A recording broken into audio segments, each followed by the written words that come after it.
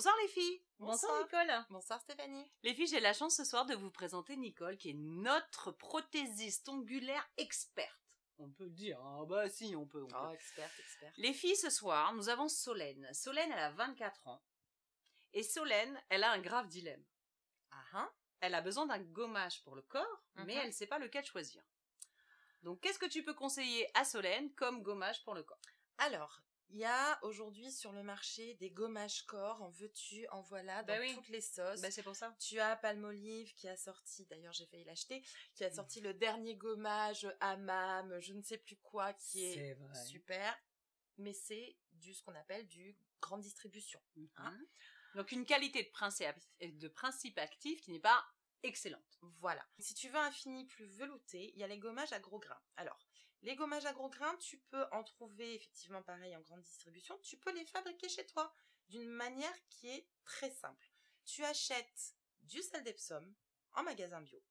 Dans ce sel d'Epsom, tu rajoutes un petit peu d'huile d'amande douce, un petit peu d'huile de lavande si tu le souhaites. Alors 2-3 gouttes, hein, on ne vide pas le flacon d'huile essentielle de lavande dans le gommage. Ça dépend ce que tu veux. Pour après m'appeler et me dire ça m'a brûlé. Voilà. Donc, quelques petites gouttes d'huile essentielle de lavande. Tu te rinces bien le corps. Tu l'humidifies, tu t'éponges et ensuite tu appliques ton gommage et là tu commences à gommer. À savoir qu'un gommage se fait toujours en mouvement circulaire.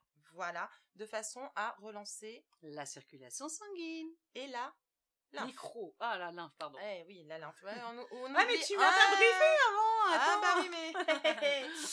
C'est pour voir si t'avais suivi. Ah, c'est ça. Donc voilà, donc ça c'est des gommages. Après, tu peux trouver des gommages à gros grains qui sont très chouettes, des gommages au chocolat. Je pense à certaines grandes marques de distribution qui font des petits gommages sympas. Mais c'est vrai que ce gommage avec du sel d'Epsom qui est excellent pour la peau, avec de l'huile d'amande douce et quelques gouttes de lavande, c'est la recette maison miracle.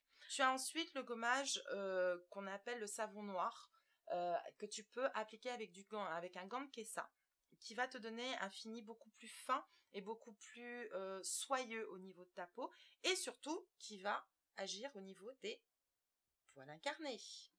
Donc à faire avant une épilation. Voilà. Et c'est surtout que le gommage dont tu parles là, moi je l'ai testé perso dans un hammam, ça décape grave quoi. Alors non, t'as l'impression d'avoir la cellulite qui part avec. Bonsoir les filles, bonsoir Michel. Bonsoir Stéphanie. Les filles, nous avons ce soir la chance d'être avec Michel, qui est une pro de la mode. Et Michel, nous arrivons à une période où nous entendons beaucoup parler des combis shorts. Oh oui.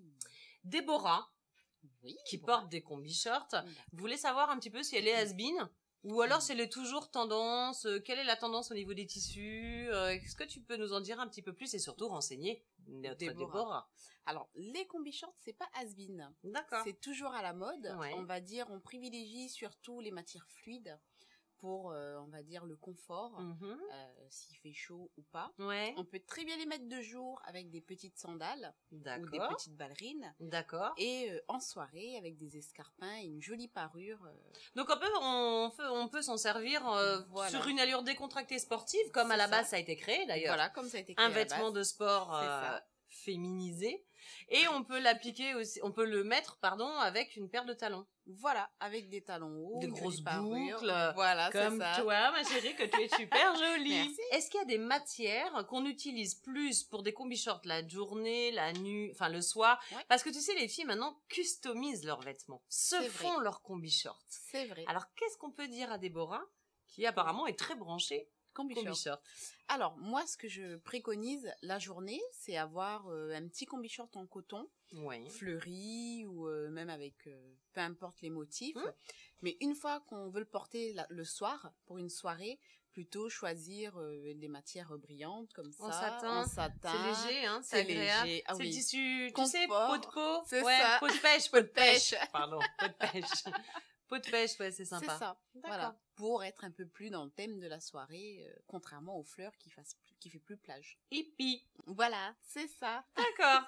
Très bien. Merci Michel. Merci Stéphanie. Les filles, je vous souhaite une bonne soirée. Je vous fais des gros bisous. N'oubliez pas de nous retrouver bien sûr sur les 2 pages fans secretdefille.tv, enfin www.secretdefille.tv et la page fan qui est bleue que je ne peux pas citer. Des bisous. Ciao. Bye. Bonsoir les filles. Bonsoir Philippe. Bonsoir. Les filles, j'ai la chance ce soir d'être avec Philippe qui est un expert en diététique. Philippe, nous avons Alicia. Alicia, elle a 23 ans et Alicia, elle te pose la question à savoir comment est-ce qu'on choisit un complément alimentaire. Alors, pour choisir un complément alimentaire, la première chose essentielle, c'est de voir son médecin. D'accord. Qui va pouvoir faire un diagnostic, faire des examens et déceler les éventuelles carences. Quand tu parles d'examen, c'est une prise de sang? Prise de sang, tout à fait. Hein. Okay. On va donc pouvoir déceler les carences pour pouvoir prendre un complément alimentaire à bon escient, qui sera réellement efficace parce qu'on en manquera.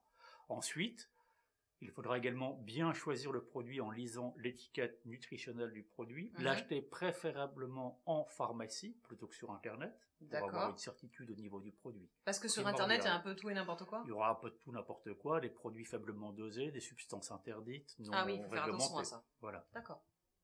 Et comment on sait que c'est une substance interdite alors? Si le produit est vendu en pharmacie, il y a très peu de risques. Parce que le pharmacien ne peut pas vendre n'importe quoi. Ben voilà, c'est ça. Il y a des normes françaises, il y a des choses à respecter. Très strictes, qui varient même d'un pays de la communauté européenne à l'autre. Il y a des choses qui vont être autorisées en France et interdites en Italie. D'accord. Interdite en France, autorisée en Belgique, par exemple. Donc chaque pays a sa propre réglementation. D'accord. Donc en fait, Alicia, il faut qu'elle choisisse un complément alimentaire en pharmacie, avec l'aide d'un pharmacien. Complètement. Ok.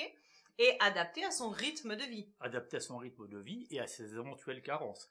Elle va prendre un complément alimentaire, par exemple du fer, si elle a une carence en fer. Bien sûr. Si et ça, on le saura avec cette fameuse prise de sang chez ton médecin. Exactement. D'accord. Un autre conseil, peut-être, pour Alicia? C'est bon. Bien. Je te souhaite une bonne soirée, Alicia. Les filles, à bientôt. Philippe, merci beaucoup. À bientôt. Salut. Bonsoir les filles. Bonsoir Christelle. Bonsoir Stéphanie. Les filles, j'ai la chance ce soir d'être avec Christelle, qui est notre psy secret de fille que je ne présente plus. Christelle, nous avons ce soir Julie. Julie, elle a 28 ans. Et Julie, elle est susceptible. D'accord. Et en fait, elle se rend compte que ça gâche ses relations avec les autres. Quels conseils on peut lui donner pour justement améliorer sa vie sociale, en fait? Alors oui, effectivement, j'imagine bien que sa susceptibilité peut gâcher des choses. Parce que souvent, quand on est susceptible, on va déformer ce qui nous a été dit, c'est-à-dire qu'on va le prendre, on va prendre une plaisanterie contre soi, oui. On va mal interpréter ce qui nous a été dit, même quelquefois des compliments, on va se dire, est-ce que c'est vraiment sincère? Et du coup, voilà, on a tendance à un petit peu voir les choses du point de vue négatif. Donc, je crois que pour Julie, ce qui serait vraiment important, c'est qu'elle se fasse davantage confiance, qu'elle se dise que finalement, peut-être que quelquefois, c'est elle qui perçoit mal les choses, et du coup, essayer de prendre de la distance. Alors, étant donné qu'elle est susceptible, ce que je lui dis là doit quelque part lui faire de la peine, parce que elle doit se dire, bon sang... oui, ça vient de moi, c'est moi le problème. De la peine, non, si c'est quelqu'un qui se remet en cause, au contraire, ça va l'aider. C'est ça, parce qu'à la fois, elle nous envoie sa question aussi. Il faut pas que tu te braques, Julie. Voilà. C'est ça. C'est ça. Il y a une technique pour justement mieux vivre les choses, c'est de prendre un petit peu de distance, de ne pas se braquer tout de suite. À chaque fois, de se dire, je vais prendre le temps de réfléchir à ce qu'on m'a dit. À ce qui vient de se passer. Et d'essayer de voir ce qui a été positif dans ce qui a été dit ou dans ce qui a été fait, pour essayer de voir les choses un petit peu différemment.